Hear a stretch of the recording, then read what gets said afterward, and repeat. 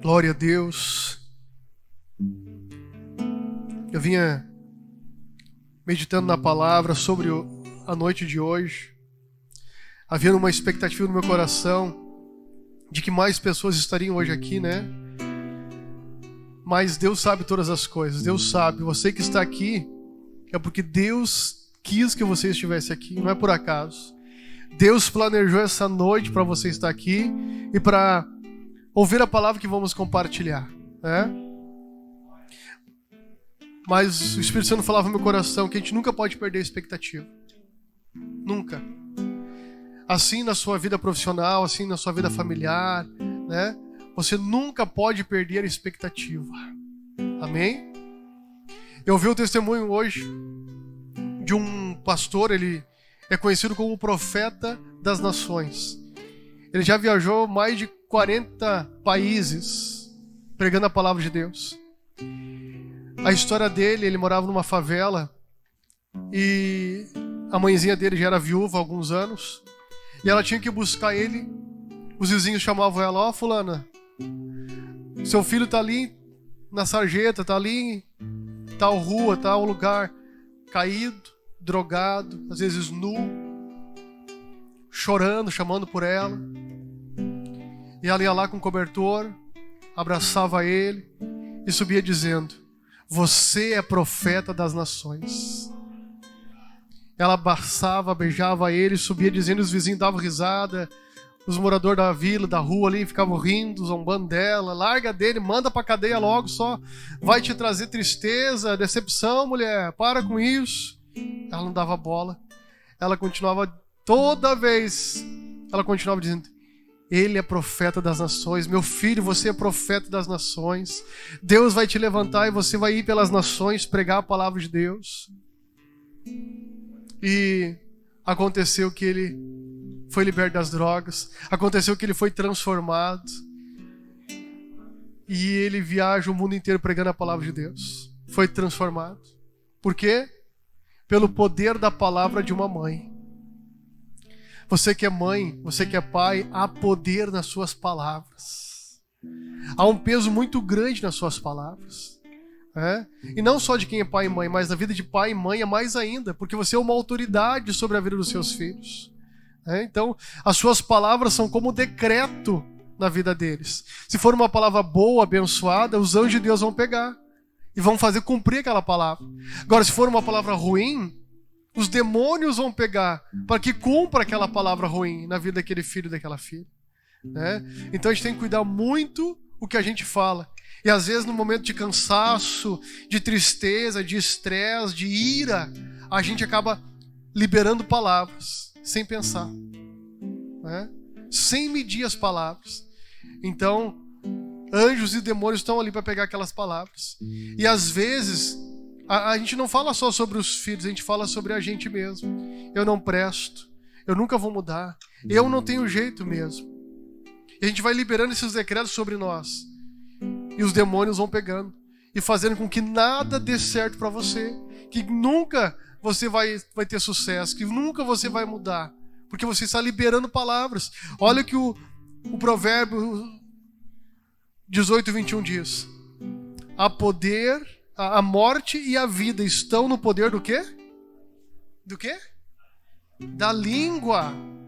Poder de vida e de morte estão no poder da nossa língua, da nossa boca, da nossa palavra.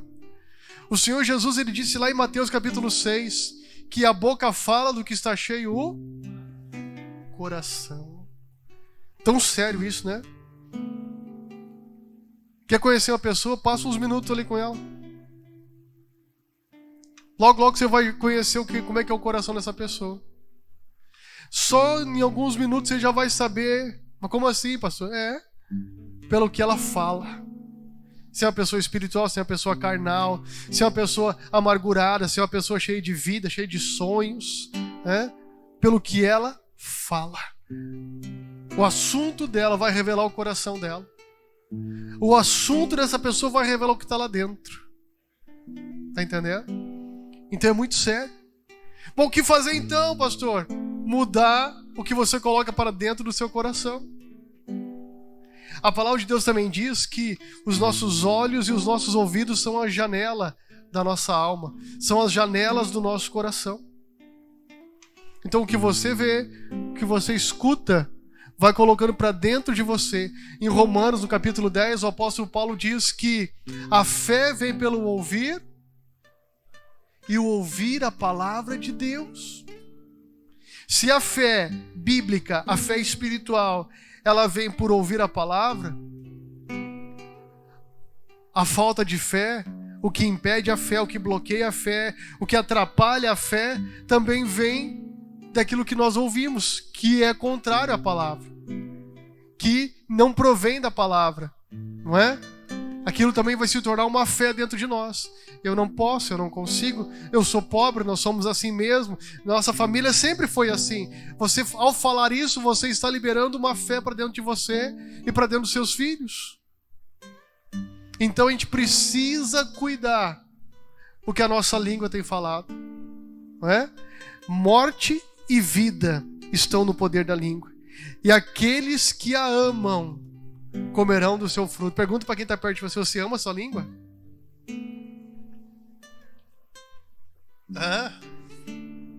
Você ama a sua língua? Eu amo minha língua. É sério, imagina, a gente brinca, a gente dá risada, né? Mas é muito sério isso. Se eu não cuidar do que eu estou falando, eu não estou me amando de verdade. Pastor, mas está dentro de mim isso. Eu sei, mas a gente precisa exercitar o poder de vida para ir neutralizando o poder da morte na nossa vida. Esse casamento, meu casamento não dá mais, espera aí.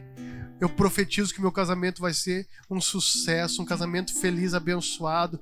Eu quebro todas as maldições hereditárias, familiares, palavras amaldiçoadoras que meus parentes falaram sobre meu casamento. Eu destruo agora. Eu declaro a minha esposa uma mulher abençoada, ser meu marido um marido abençoado. Começa a liberar a palavra de vida e não de morte, em vez de ficar ali alimentando. Qualquer coisinha que o marido fizer, esse traste infeliz, jaguara, e começa a falar coisa. Ou os filhos, começa a olhar para aquele filho, é verdade, esse aí vai ser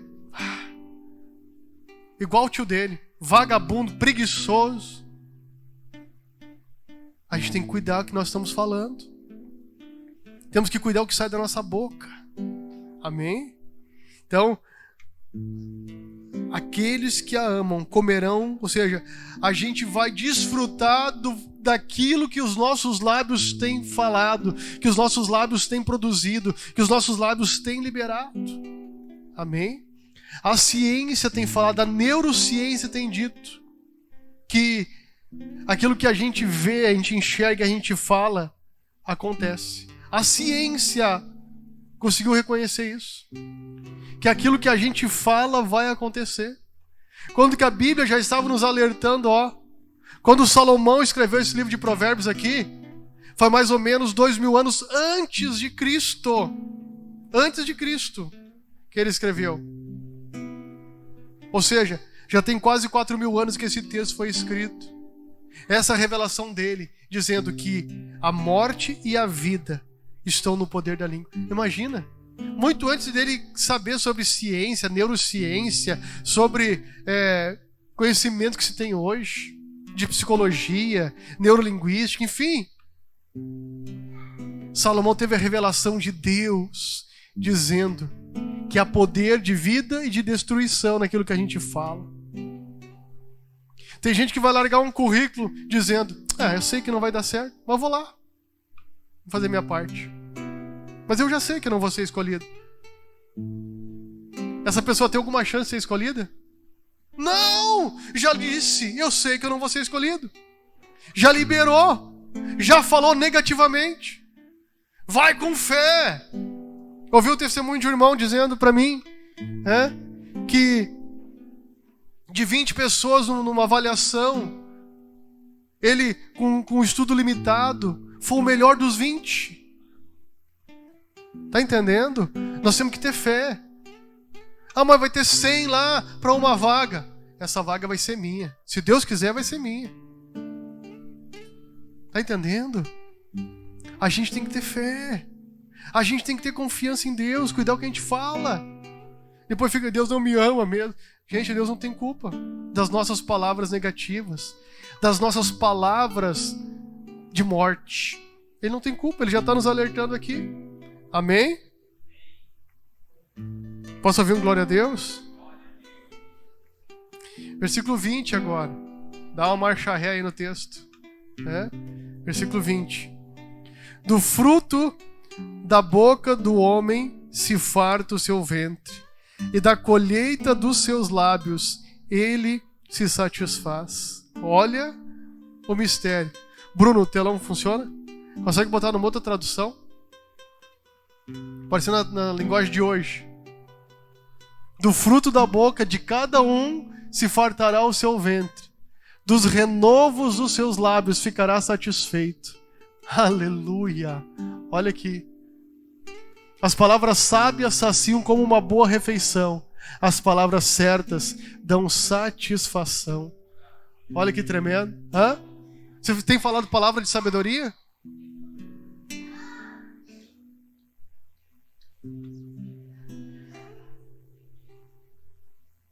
Ai, ai, ai. Olha que forte. Olha a riqueza que é a palavra de Deus. Né? Olha que é a riqueza da palavra de Deus. E às vezes a gente não se apercebe, a gente não se dá conta. Né? Você está disposto a aguentar tudo? As consequências de tudo que você fala? Um ditado popular que diz, né? Que palavras lançadas, faladas, são que nem um ventilador. Você larga um travesseiro de penas. É difícil juntar todas elas, né? É difícil ir correr atrás das palavras. Por isso, Tiago disse: seja pronto para ouvir e tardio para falar. Não é?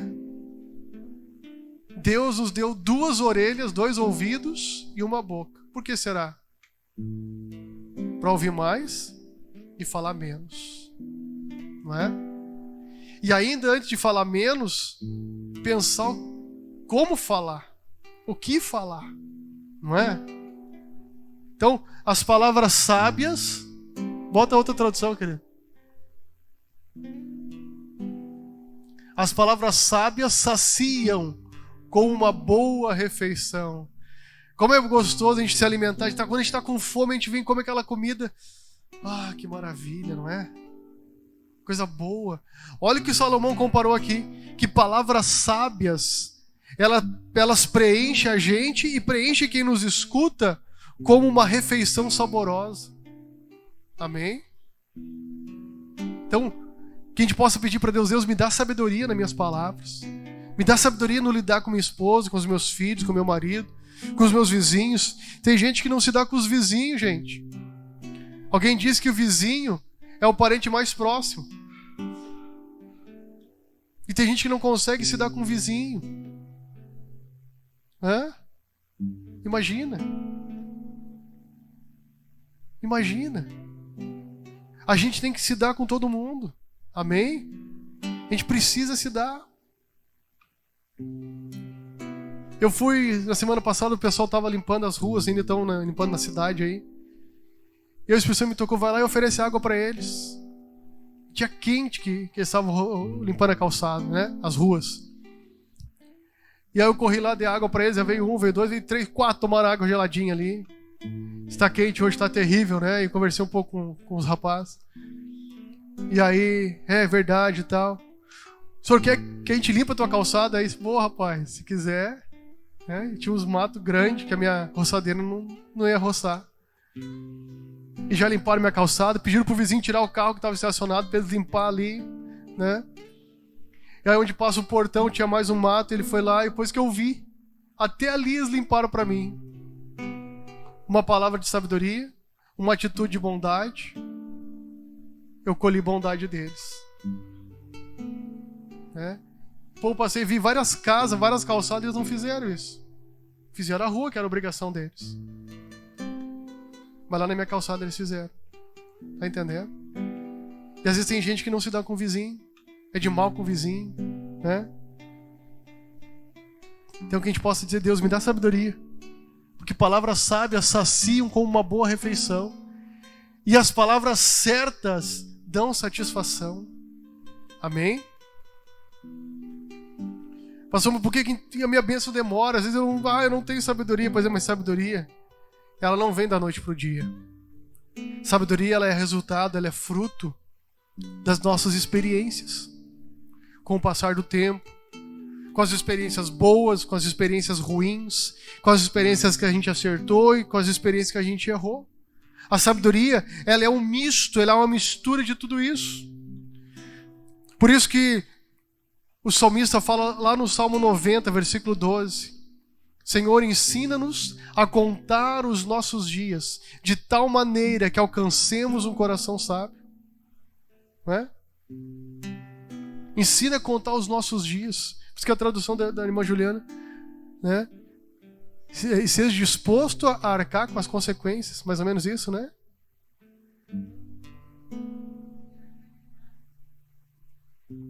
Terás que aguentar as consequências do que disser. Não é? Por isso que eu gosto muito desse Salmo 90, 12. Senhor, ensina a contar os nossos dias, para que alcancemos um coração sábio. Tem dia que a gente está bem, mas tem dia que a gente não está bem. Tem dia que a gente está feliz, maravilhoso, um dia maravilhoso, está tudo legal, né? Pode pisar no nosso dedinho, pode pisar no nosso calo, não tem problema. Mas tem dia que só um olhar atravessado já é motivo de fight, né? De briga, de...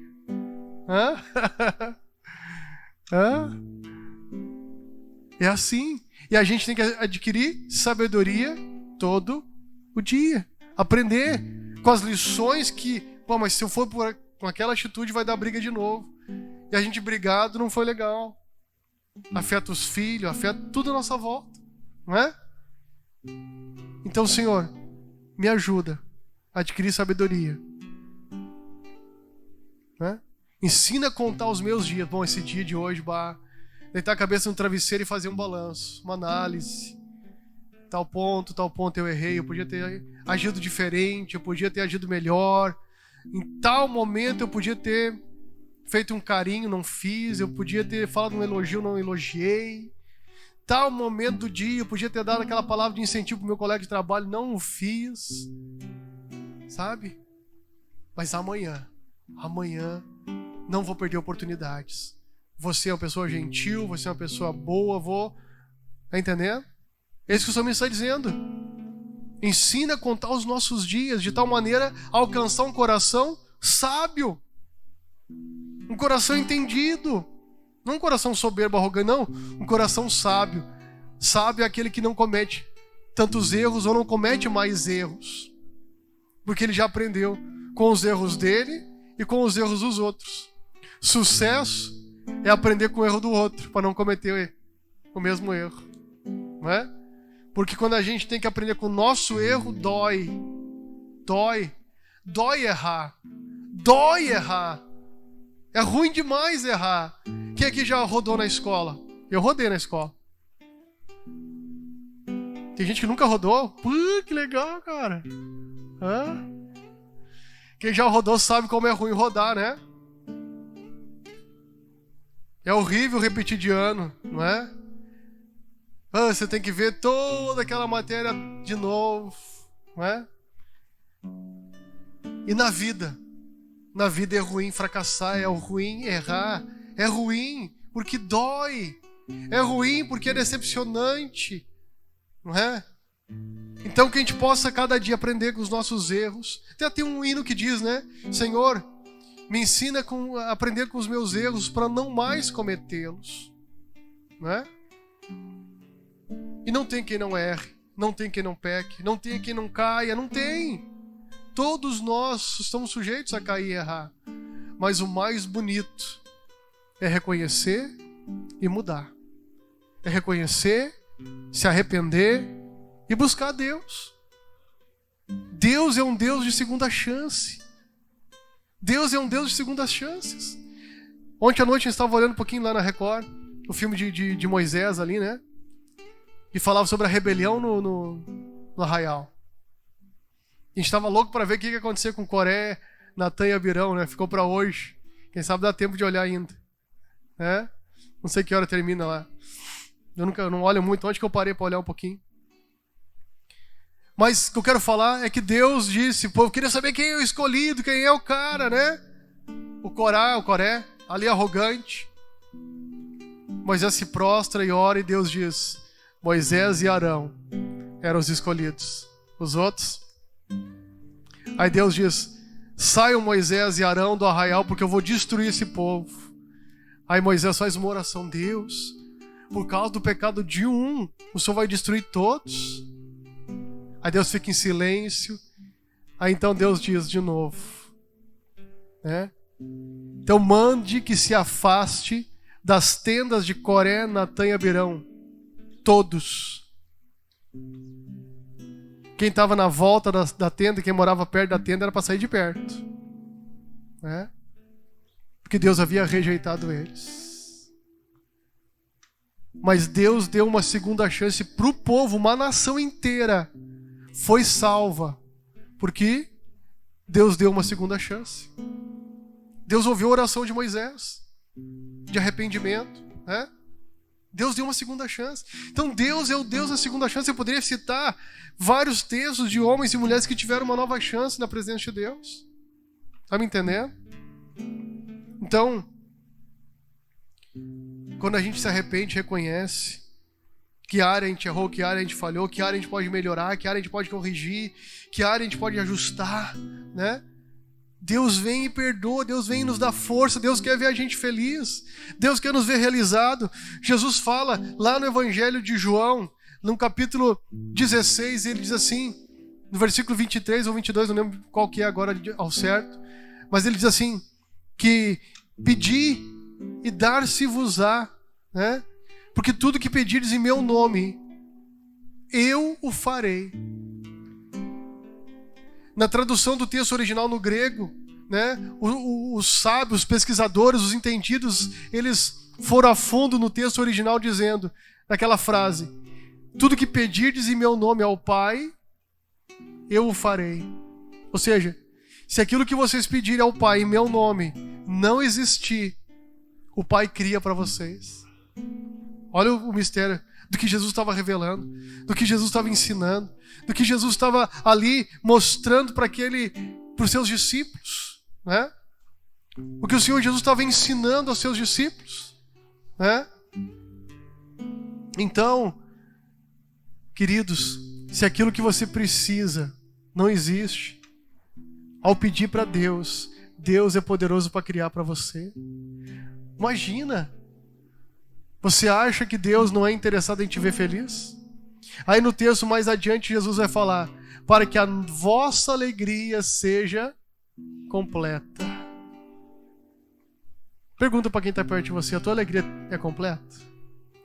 Você é completamente feliz? Talvez o marido vai dizer, claro, eu te completo. Eu sou a tua alegria, minha gata.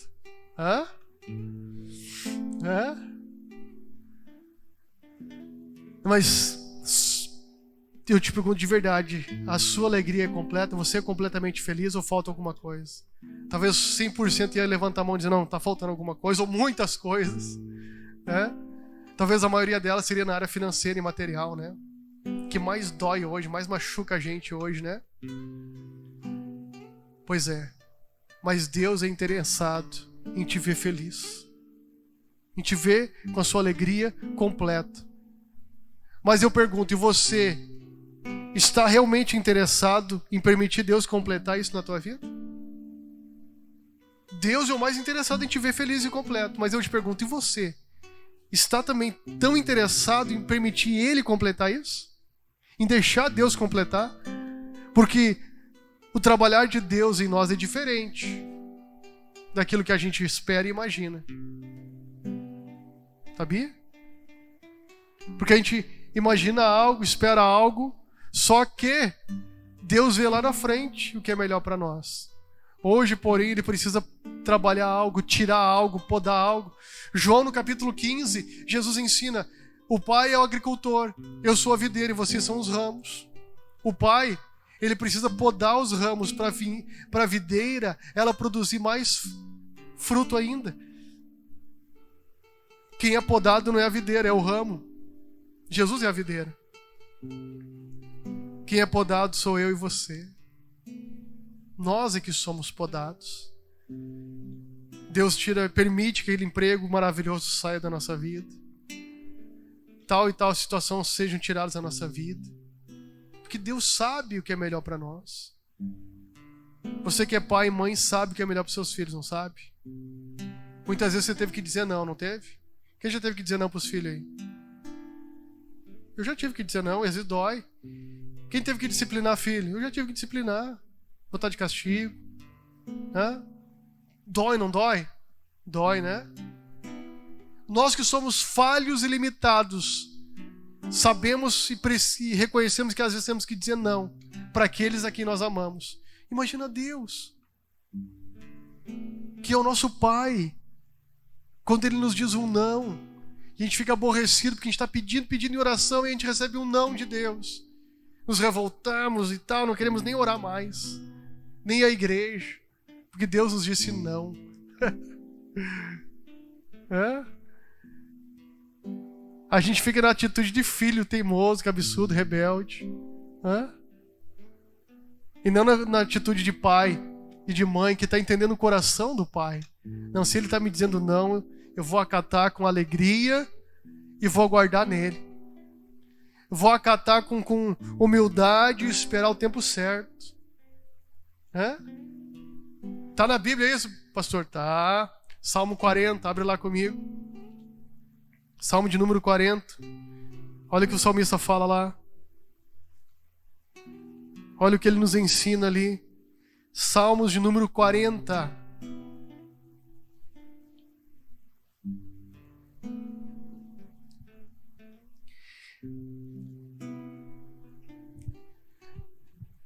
Oh, gostei dessa aqui. Depositei toda a minha esperança no Senhor. Ele se inclinou para mim e ouviu o meu grito de socorro. Verso 2. Ele me tirou de um poço de destruição, de um atoleiro de lama, pôs os meus pés sobre uma rocha e firmou-me num local seguro. 3. Pôs um novo cântico na minha boca, um hino de louvor ao nosso Deus. Muitos verão isso e temerão e confiarão no Senhor. Aleluia!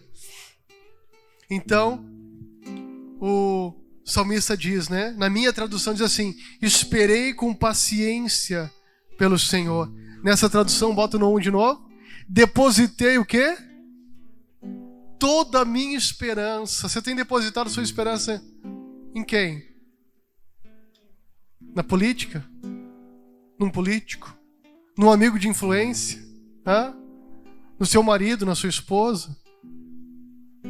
Aonde você tem colocado toda a sua esperança? Gostei dessa tradução, né? Na minha diz, esperei com paciência. Quantos de nós temos paciência? A maioria não tem paciência para nada hoje, né? Nem para parar na fila do banco para receber. Hã? As pessoas, nós somos a geração eu dizia antes, né, que nós éramos a geração do micro-ondas. Tudo instantâneo, online. Já mudou. Os nossos filhos são a geração do Pix. Mais rápido ainda, né? Tinha que esperar um depósito entrar, 2, 3 dias, se era cheque, 3 dias, olha lá. Quando tinha fundo, né? Se não tinha fundo, dava na trave. Nós somos a geração, estamos vivendo hoje, a geração do Pix.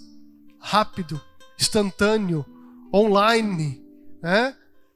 E a gente traz isso para dentro da igreja, a gente traz isso para o reino de Deus. Se Deus não fizer um pix do céu para mim agora, com a minha bênção, eu já fico aborrecido. Obrigado, filho.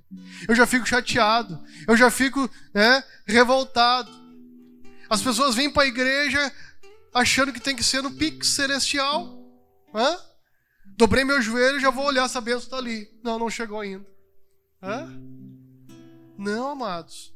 O salmista está dizendo aqui, eu esperei com paciência pelo Senhor. E quando a gente espera com paciência pelo Senhor, quando a gente deposita toda a nossa esperança no Senhor, Deus faz algo. Ele se inclinou para mim e ouviu o meu clamor.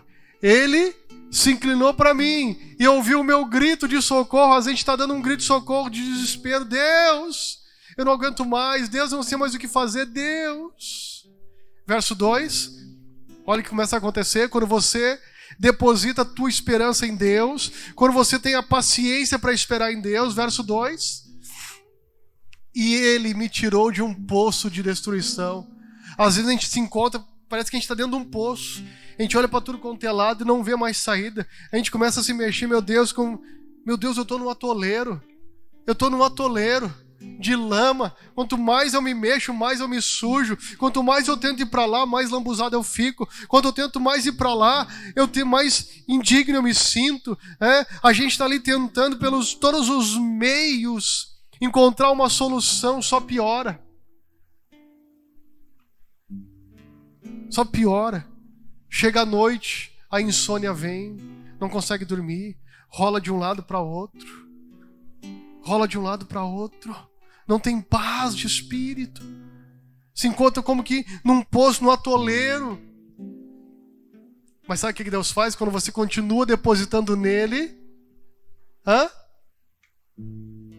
Pôs os meus pés sobre uma rocha. Primeira coisa que Deus vai fazer, vai firmar o teu passo. Deus vai te firmar. Primeira coisa, quando você começa a depositar nele, toda, é difícil. Se eu não me engano, é Pedro que fala, lançando sobre ele toda a vossa ansiedade. Por quê? Porque ele tem cuidado de vós. É literalmente se jogar, né? É jogar. Isso aqui está me angustiando, eu não aguento mais. Toma, Senhor. Não quero mais isso na minha vida. Deus começa a firmar os nossos pés. E aí? E me firmou num local seguro. Deus começa a trabalhar na vida da gente. Versículo 3.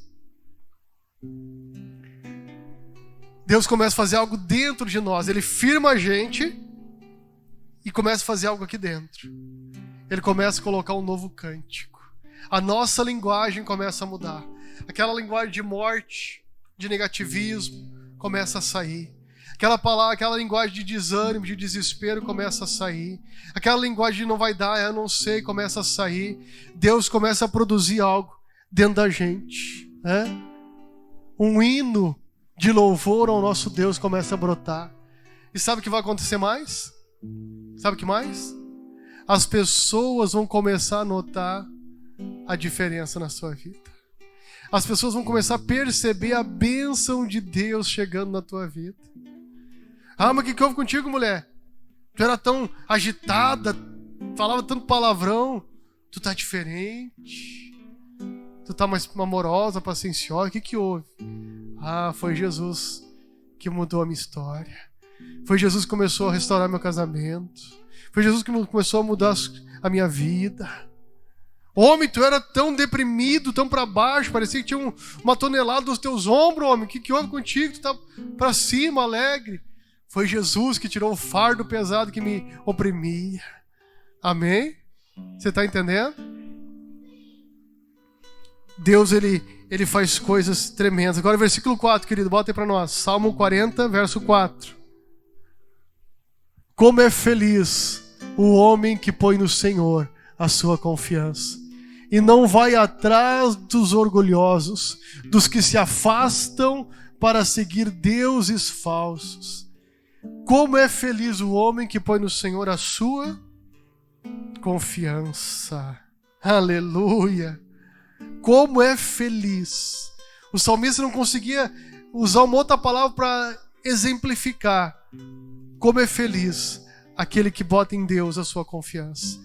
Eu quero te encorajar nessa noite, diante daquilo que você está vivendo ou passando, a colocar em Deus a sua confiança. Você está precisando de um trabalho novo? Vai lá, pega teu currículo, ora em cima do teu currículo. Diz: Deus, o Senhor sabe que eu preciso de um trabalho. Abre a porta para mim e eu vou glorificar o teu nome.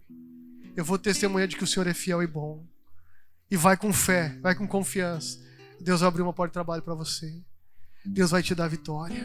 Deus vai te honrar. Tenha fé, homem. Tenha fé, homem. Não desanima. Confie em Deus. Deus vai fazer algo na sua história. Antes de entrar dentro de casa, tinha um homem que chegava e tinha uma árvorezinha logo na entrada do pátio dele, assim, passava o portão.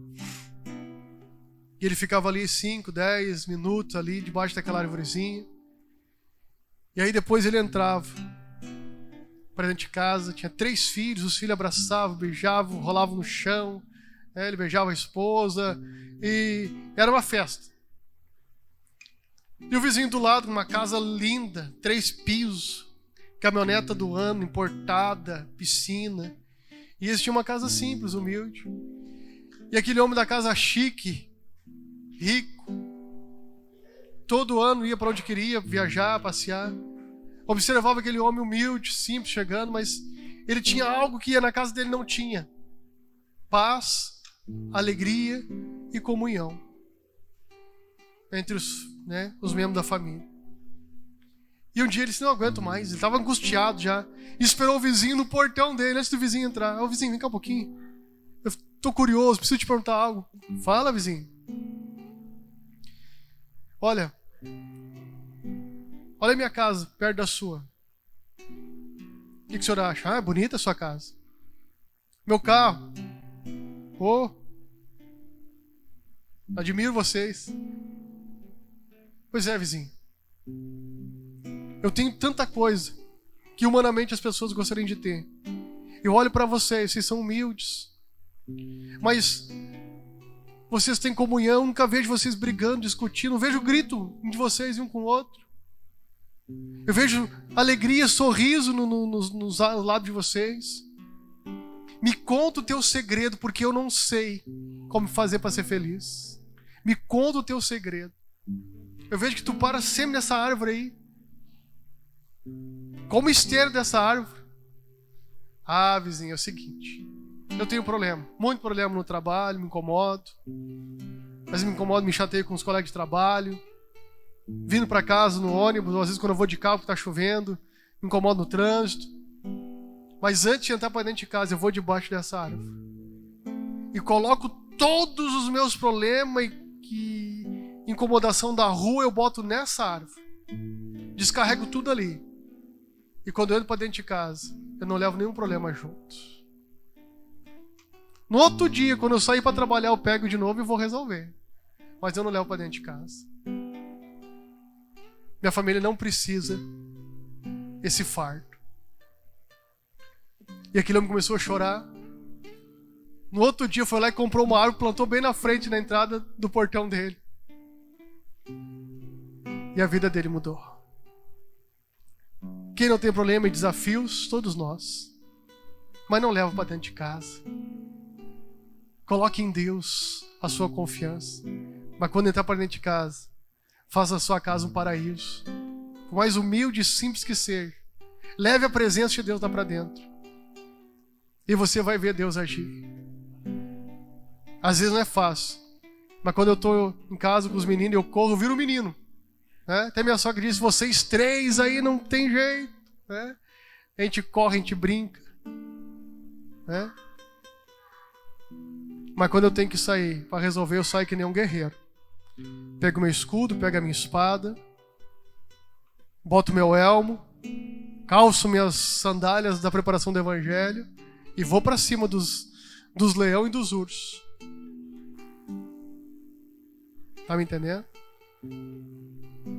Aqui fora, eu venho que nem guerreiro para vencer os gigantes que estão ali.